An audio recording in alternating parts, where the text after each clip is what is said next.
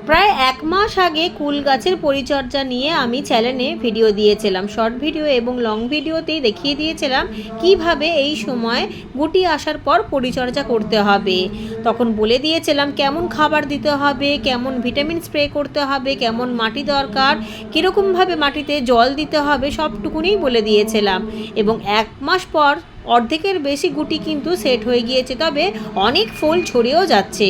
আমি এটাও বলেছিলাম এত ফুল থাকে না, অর্ধেকের বেশি ফুল ঝরেও যায়। বাকি যে গুটিগুলো থাকে সেগুলো কিন্তু দারুণভাবে সেটও হয়েছে এবং ফুলগুলো ভালোভাবে বাড়ছে। এই সময় কোনো কীটনাশক অথবা কোনো ফাঙ্গিসাইড স্প্রে করা যাবে না, এমনকি ভিটামিনও স্প্রে করা যাবে না।